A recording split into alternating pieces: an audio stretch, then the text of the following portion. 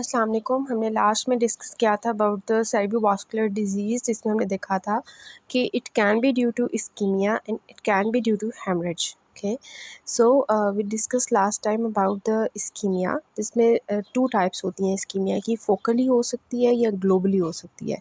Globally we discussed about the global cerebral ischemia, जिसमें as a whole cerebrum को blood supply नहीं जा रहा था, and we studied about the symptoms mild, moderate and severe. ठीक है, now we're going to discuss the other type of the ischemia, which is focal. Okay, focal means के अब brain का जो है ना एक एरिया होगा, एक फोकस होगा जहाँ पे ब्लड सप्लाई कॉम्प्रोमाइज़ होगा और उसको हम इस्कीमिक स्ट्रोक में भरेंगे। ठीक है, तो रीजनल इस्कीमिया अगर ब्रेन का होता है, एक रीजन का एक ब्रेन का एक रीजन है वहाँ पे जस्ट इस्कीमिया हो रहा है, तो उसकी वजह से फोकल न्यूरोलॉजिकल डेफिसिट्स आएंगे।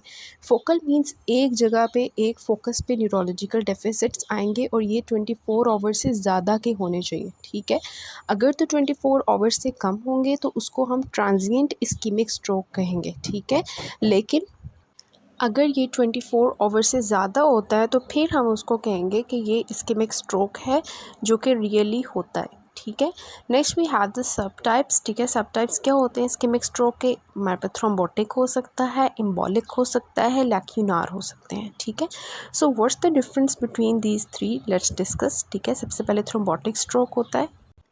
अब इनमें डिफरेंसेस क्या होते हैं?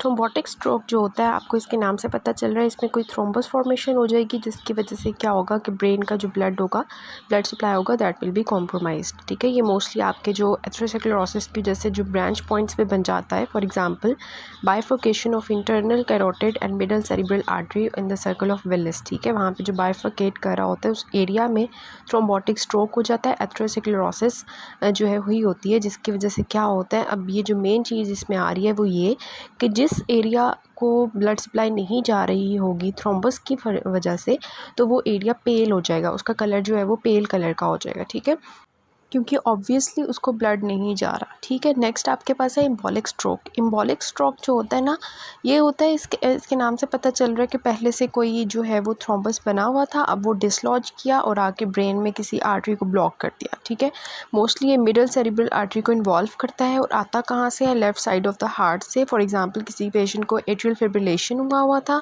तो उसके left side of the heart से ये जो है एम्बोलिस जो है वो आया और मिडल सेरिब्रल आर्टरी को आगे ब्लॉक कर दिया। ठीक है, अब यहाँ पे जो मेन चीज़ आती है जो इसको डिस्टिंग्विश करती है थ्रोम्बोटिक स्ट्रोक से, वो ये कि यहाँ पे जो हमारा कॉर्टेक्स का एरिया होता है वो हमारे जो है हेमोरेजिक इन्फार्क्ट शो करता है। ठीक है, मतलब वो पेल नहीं होता जैसे कि पेल था।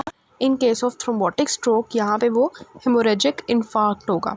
ये इस वजह से होता है बिकॉज ये जो हमारा हो सकता है एम्बोलिस, ठीक है, ये लाइस हो सकता है, टूट सकता है, जिसकी वजह से ब्लड जो सप्लाई है वो एज सच कॉम्प्रोमाइज़ नहीं होती जैसे थ्रोम्बोटिक स्ट्रोक में हो रही थी। इस वजह से यहाँ पे हेमोरेजिक इन्फेक्शन होगा।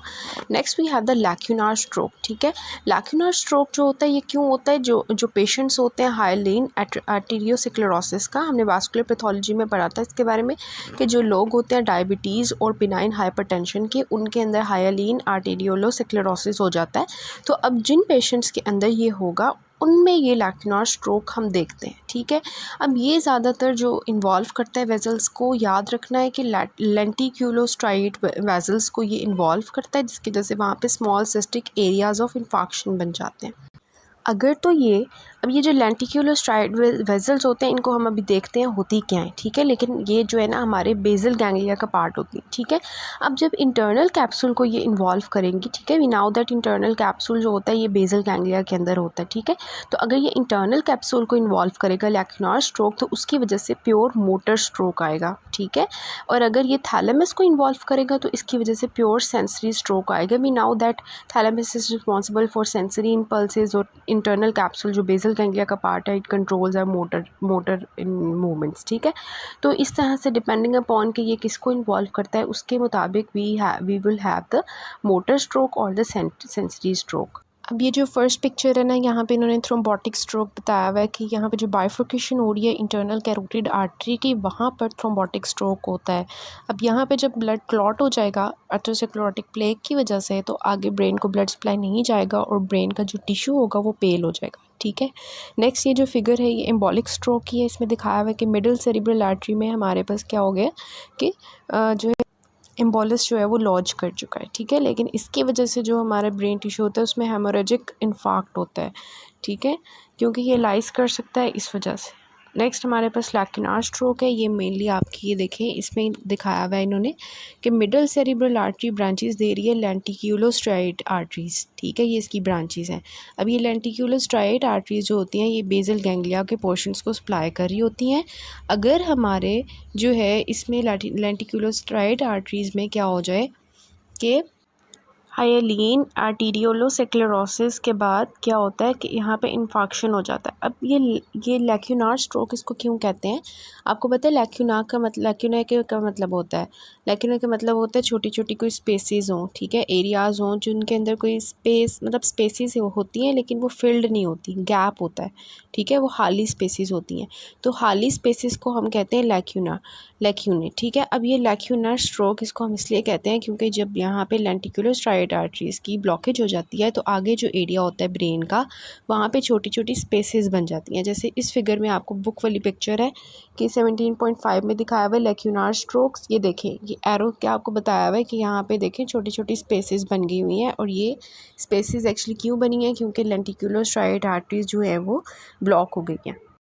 अब देखें क्या होता है कि जब इस्कीमिक स्ट्रोक होता है तो आपने नेक्रोसिस की टाइप्स देखी थी, जिसमें आपने देखा था जो कोएगुलेटिव नेक्रोसिस होती है वो बाकी हमारे जो ऑर्गन्स होती हैं वहाँ पे होती है, जब वहाँ पे ब्लड सप्लाई नहीं जा रहा होता उन ऑर्गन्स को। लेकिन ब्रेन का स्पेशल केस आपने देखा था कि वहाँ पे जब इस्कीमिया होता है तो वहाँ पे जो नेक्रोसिस होती है डैट इज़ लिक्विफेक्टिव नेक्रोसिस। ठीक है, अब देखें इसमें लिक्विफेक्टिव नेक्रोसिस होती है और ये जो है ना इसका ड्यूरेशन होता है।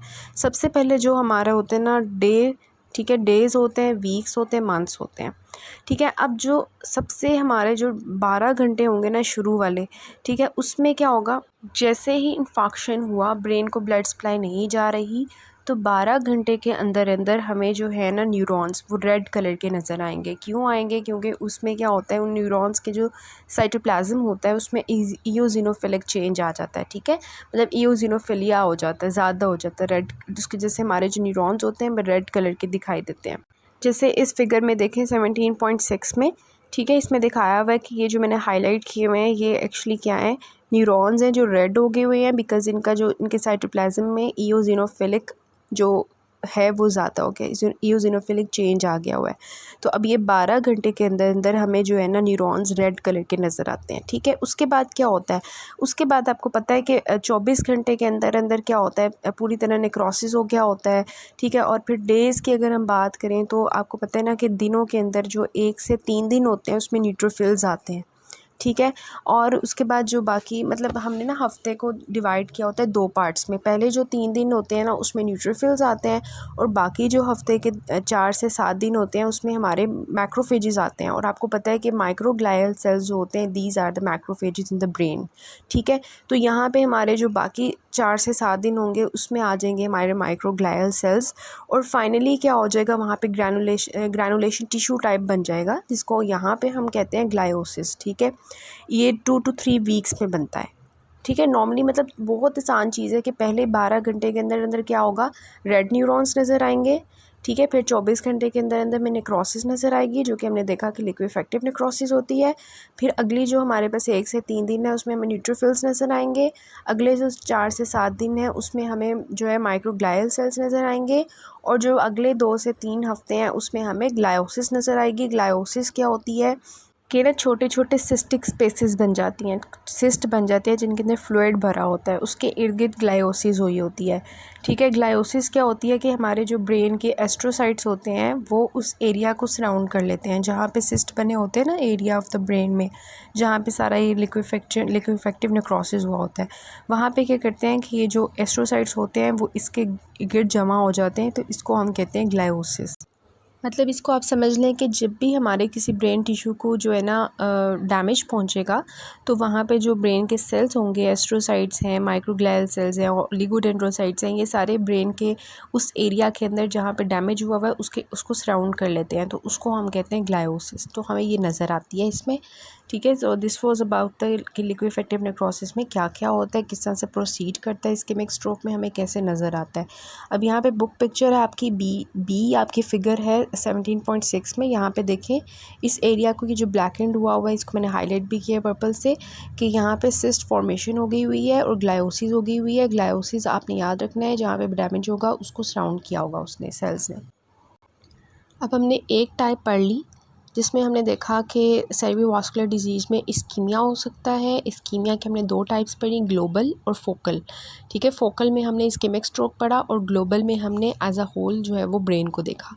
सेकेंड टाइप जो होती है सेरेब्रोवास्कुलर डिजीज़ की, दैट इज़ हेमरेज, ठीक है। मतलब कि अब जो ब्लड वेसल्स के अंदर से ब्लड होगा वो ब्रेन के अंदर बाहर ब्रेन टिश्यू में आ जाएगा, ब्लड वेसल की रप्चर होने की वजह से। तो intra cerebral hemorrhage means that कि ब्लीडिंग हो जाएगी ब्रेन पैरेन्काइमा में। अब ये क्यों होता है, क्योंकि आपने देखा था ना वो, ये देखें इस फिगर में देखें, ये मिडल सेरिब्रल आर्टरी है, ठीक है, और ये ब्रांचेस दे रही है लेंटिकुलर स्ट्राइड वेजल्स। अब क्या होता है, ये जो लेंटिकुलर स्ट्राइड वेजल्स होती हैं इनके अंदर देखें छोटे छोटे एनोरिज्म्स बन गए हैं, माइक्रो एनोरिज्म्स आपने पढ़ा था कि क्या होते हैं, कि जो परमानेंट डायलेशन हो जाती है आर्टीरियोलर वॉल्स की, ठीक है, उसको हम कहते हैं। तो यहाँ पे छोटे छोटे एनोरिज्म्स बन गए हैं, माइक्रो एनोरिज्म्स बन गए हैं, इनको हम कहते हैं चारकोट बोचार्ड माइक्रो एनोरिज्म्स। अब ये माइक्रो ऑर्गेनिजम्स जब रप्चर करेंगे, that is a complication of aneurysm, कि उसने रप्चर करना होता है बाद में, अगर उसको हम ट्रीट नहीं करते। तो वो जब रप्चर करेगा तो सारा ब्लड जो होगा वो ब्रेन पैरेन्काइमा में जमा हो जाएगा, वहाँ पे ब्लीडिंग हो जाएगी, ठीक है। तो ये हमारे मोस्टली इस वजह से होता है इस एरिया में, ठीक है। कॉम्प्लिकेशन ये हाइपरटेंशन की होती है, ठीक है, just like we discussed previously, ठीक है। और ट्रीटमेंट ऑफ हाइपरटेंशन अगर हम करें तो ये हम इसको कम कर सकते हैं, हम पेशेंट का हाइपरटेंशन को ट्रीट करें, ताकि you know that hypertension leads to aneurysms and aneurysms can be ruptured, so treat the cause, ठीक है। हम क्या करेंगे, हाइपरटेंशन को कम करेंगे ताकि ये प्रॉब्लम आए ही ना, ठीक है। और ऑब्वियसली लेंटिकुलर स्ट्राइड वेजल्स हैं, and you know that these are supplying the are basal ganglia, ठीक है। तो बेजल गैंग्लिया के साइंस आएंगे जब वहाँ पे ब्लीडिंग हो जाएगी, तो bezel ganglia is the most common site, ठीक है। और फिर क्या होगा, आप खुद सोचें, किसी के ब्रेन के अंदर हैमरेज हो गया है तो क्या होगा, उसको सर दर्द होगा, नोजिया, वॉमिटिंग, एंड इवेंचुअली वो कोमा में चला जाएगा, ठीक है। जब भी ब्रेन पूरी तरह डैमेज हो जाता है तो अल्टीमेटली वो कोमाटोज हो जाता है, ठीक है। अब जो हेमरेज होती है ना, उसकी एक टाइप हमने पढ़ ली कि इंट्रा सेरिब्रल हेमरेज, मतलब कि सेरिब्रम के अंदर हेमरेज हो गया। इसकी तो दूसरी टाइप होती है, डेट इज़ सब अरेक्नॉइड हेमरेज, ठीक है। सब अरेक्नॉइड हेमरेज, अब आपने मेनिंजेस देखी थी, लेयर्स ऑफ द ब्रेन, जिसमें हमने देखा था कि सबसे जो है वो ब्रेन जो स्कल होता है उसको कवर करी होती है हमारी ड्यूरा मैटर, ठीक है, और हमारे ब्रेन को कवर करी होती है हमारी पिया मैटर, ठीक है। और इन दोनों के दरमियान में अरेक्नॉइड मैटर होता है। अब सब अरेक्नॉइड हेमरेज में क्या होगा कि जो हमारी टू लेयर्स होती हैं, अरेक्नॉइड और पिया मैटर, उन दोनों के दरमियान में हेमरेज हो जाएगा, ब्लीडिंग हो जाएगी, ठीक है। तो as you can see in this figure, ठीक है, इसमें देखें कि आपका जो अरेक्नॉइड है और पिया मैटर है, उस दोनों के दरमियान में क्या हो गया, ब्लीडिंग हो गई, ठीक है। तो sub arachnoid hemorrhage, it is the bleeding into the sub arachnoid space, ठीक है। इसमें क्या होगा, पेशेंट को एकदम से बहुत सीवियर हेडेक होगा। याद रखना है कि जितने भी हेमरेजेस बाकी हम देखेंगे उसमें जो है ऐसा जितनी पेन नहीं होती जितनी सब अरेक्नॉइड हेमरेज में होती है। तो पेशेंट कहता है कि एकदम से, ठीक है, एकदम से होती है, सडन हेडेक होती है, और worst headache of my life, कि मैंने कभी ज़िंदगी में ऐसा हेडेक जो एक्सपीरियंस नहीं किया, इतना जो है वो पेन होती है।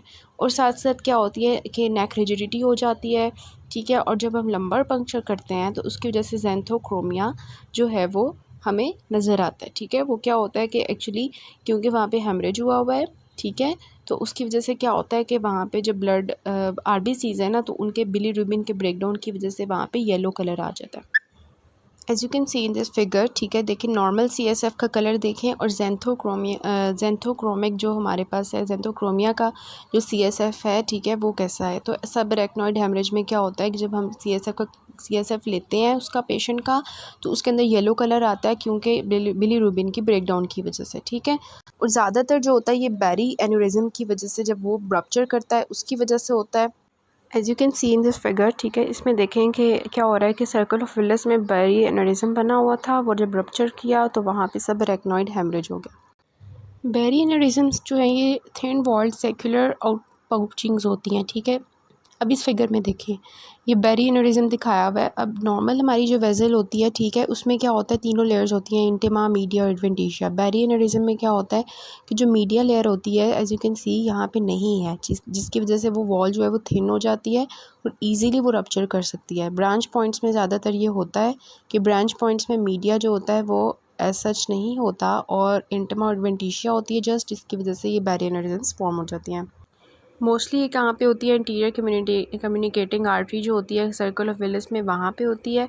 और ये एसोसिएटेड होती है obviously with the Marfan syndrome and autosomal dominant polycystic kidney disease. Obviously we discussed in the aneurysms के मार्फन सिंड्रोम के पेशेंट्स जिनके अंदर जो है इलास्टिक कनेक्टिव टिश्यू वगैरह का जो है प्रॉब्लम होता है, उनके अंदर ईजीली एनोरिज्म्स फॉर्मेशन होती है and that leads to rupture, ठीक है। So this was all about the cerebrovascular disease, ठीक है। Lastly we discussed about the hemorrhage, ठीक है, हेमरेज, ठीक है, जिसमें हमने इंट्रासेरेब्रल हेमरेज देखा, ठीक है, जो कि सेरेब्रम के अंदर हो रहा था, मेनली आपके जो है वो बेसल गैंग्लिया के अंदर, और दूसरा हमने सब अरेक्नॉइड हेमरेज देखा। This was all about it.